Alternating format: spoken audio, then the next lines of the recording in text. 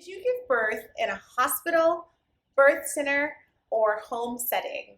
Keep watching as I go over the pros and cons of each setting and my professional recommendation.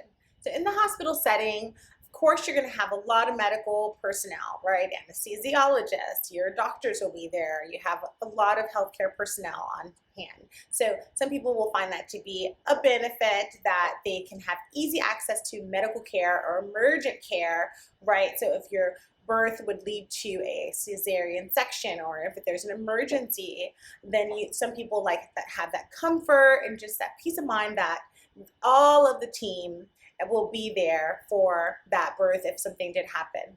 Now again, that's taking the chance. It is a risk factor you have to consider in a birth center or home birth. If there's an emergency, your team members will be able to respond, but if you need a cesarean section, you will have to be transported or transferred to the hospital setting if there's an emergency, of course, and there's always a risk for that. So you have to consider that. So medical care, the medical care professionals, I would say, would be my first note for each setting. And in your birth center or home birth, you have your midwife professional, or provider, midwife provider that is going to be attending your birth, and then you may have a birth assistant or a doula.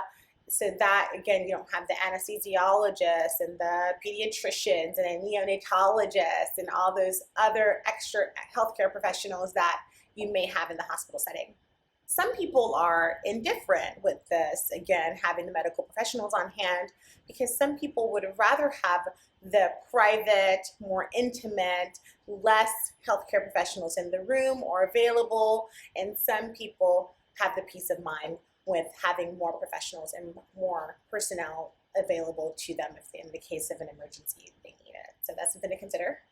A big point I hear a lot of my clients want to cover is pain management, right? So pain management, we expect that there will be pain during labor, right? So it's just a matter of pain management and effective pain management. So, and there's so many factors to effective pain management, including your support persons, your education, prior to delivering. So educating yourself on the process and what you can expect. So just be that awareness, okay, and that preparation. So you're anticipating something, and that's less than going in and not knowing what to expect. So that fear is increased, and research supports that fear actually exacerbates the, perception of pain. So big deal, right? So yeah, you want to consider being as informed before the birth giving process, before giving birth. So you don't want to wait until the second of and not know what you can expect. So being prepared really helps. Having effective continuous support persons is going to be important, and we'll talk more about that with the different settings. So pain management, just to highlight it, some facilities in the hospital setting will have your access to your epidural, will have access to IV sedation or IV pain medication. So that's going to be big for some clients who do not want to go unmedicated or have a natural birth, and they want to have that option of an epidural. So you want to consider pain management. So again, in that preparation before. And then some hospital settings have nitrous oxide, the laughing gas, most of you know it by, and then you have, of course, your other non-pharmacological or non-medication methods in the hospital setting as well. And then the birth center and home birth, you're going to have that one-to-one, for the most part, continuous support.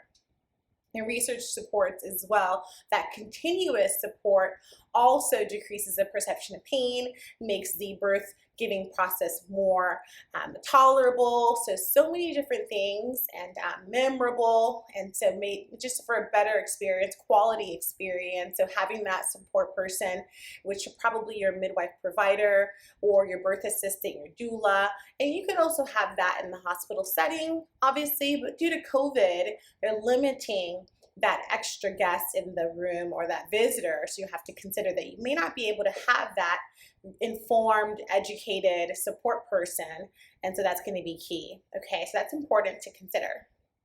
In some birth centers, you have the nitrous oxide option, and you have medications you can take by mouth for therapeutic rest, you name it. Of course, you have your non-pharmacological or your non-medication methods, which a lot of moms, we talked about that preparation, so hypnobirthing, the Bradley educational courses, so being prepared, again, mind, body, spirit preparation really decreases, again, the perception of pain and the quality of your birth experience. And then you have a slew of other non-pharm methods, heat therapy, position changes, and that's another benefit of the hospital versus birth center versus home, is in the home and the birth center, you're able to, for the most part, your mobility is not limited to monitoring, continuous monitoring, you name it. Now, some hospitals are changing their policies and they're doing intermittent monitoring where they're monitoring and then they are discontinuing the monitoring and then they go back to monitoring again. So it's on and off monitoring.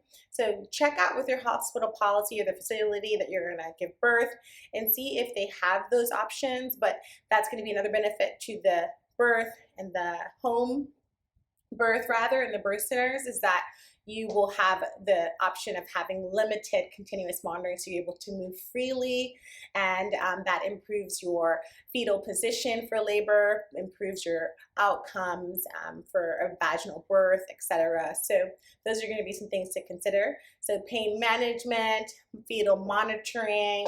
Of course, if you have risk factors that require continuous monitoring, you might not be a candidate for home birth or birth center, and you just check with your provider for that. So pain management, fetal monitoring, that mobility, being able to move freely, having the less IV access with, the hospital setting, you're more than likely going to have IV access. Even if you don't have continuous fluids running, you will have to have an IV access.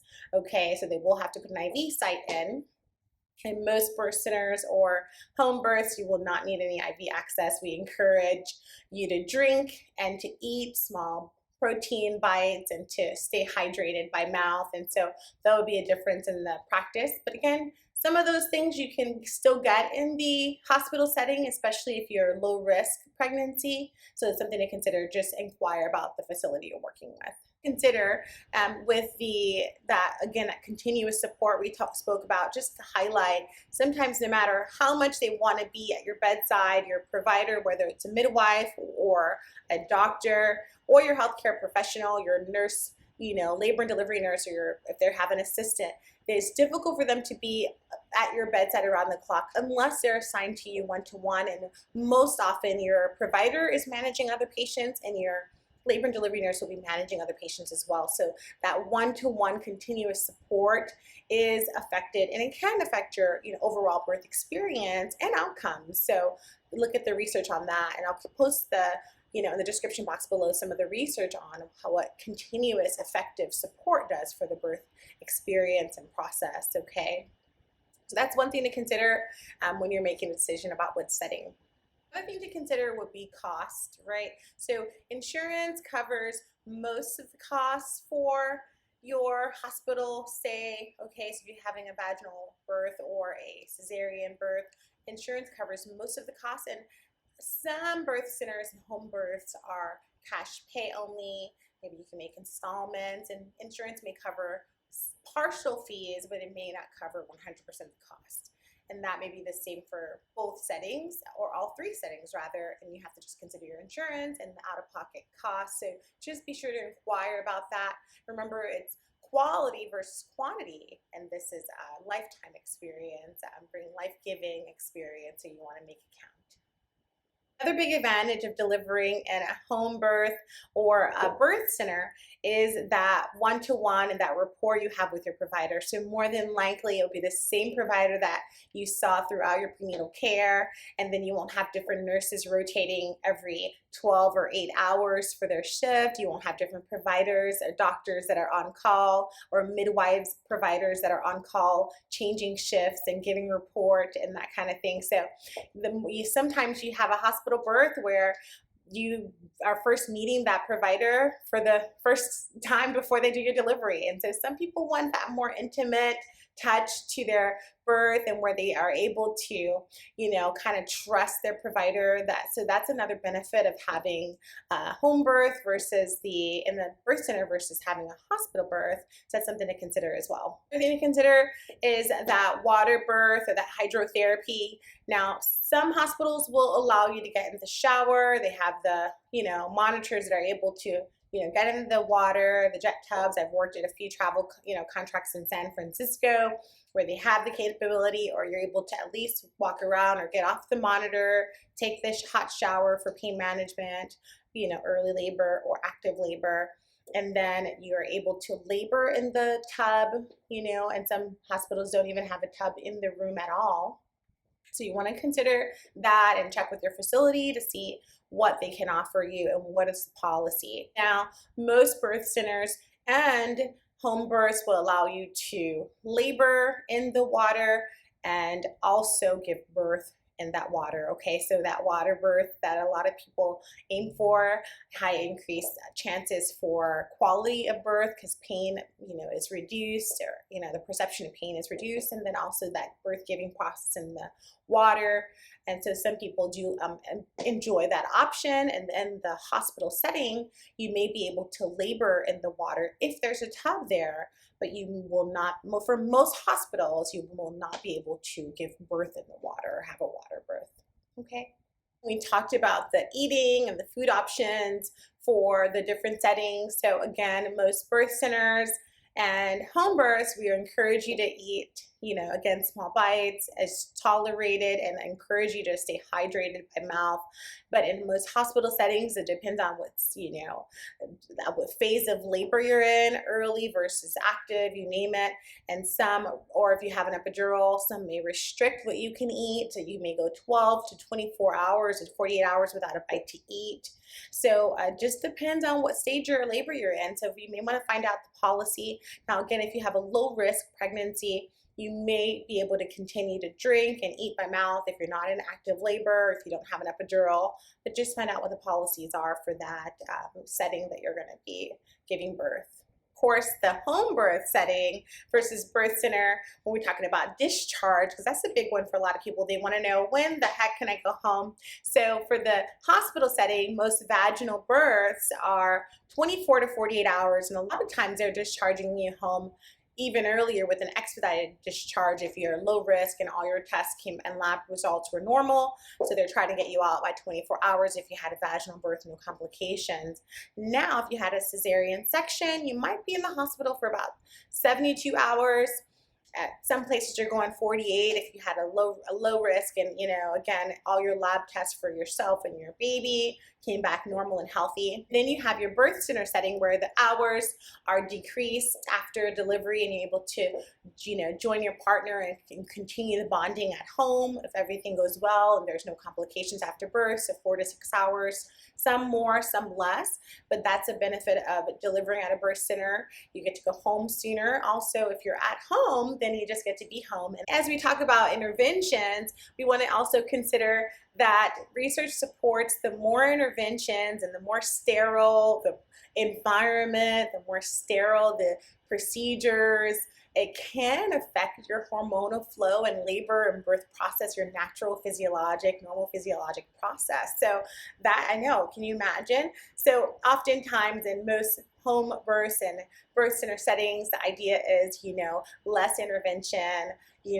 hands off, allowing the normal physiologic process to take place. And so that's something to highly consider, because in the hospital setting, there are, policies and protocols that are in place that require certain interventions, whether you desire them or not, just for the safety of yourself and the baby in those settings that it's required. And so you want to consider that, and then consider that it can change your birth experience or outcomes. So the benefit of being at home is a lot of your visits, the postpartum visits are at home, and then again, you get to be home after your birth. So something to consider, whether discharging and being at home is something that's important to you, or if in the hospital setting, if you rather have that space where you can restrict guests and restrict visitors, so you can have that one-to-one in the hospital and with your partner and have the bonding where your guests are restricted right now, especially due to COVID. that's something to consider. You know, everybody has a different birth plan, so at least have an idea of what you want so that you're not surprised at, you know, the restrictions, if there are any, that don't meet your plan. So that was a quick overview of the hospital setting versus birth center and home birth. Just some of the highlights to consider when you're making your decision about which setting to consider. I hope you enjoyed this video. It was short and sweet. And post a comment below. Let me know what you think. What did you decide to go with? Did you go with hospital, birth center? Are you still indecisive? Let's build a community. See what everybody else thinks about, you know, their birth setting that they have of their choice. And otherwise, I'll see you in the next video. Thank you so much for watching. Merci. Au revoir. Mwah.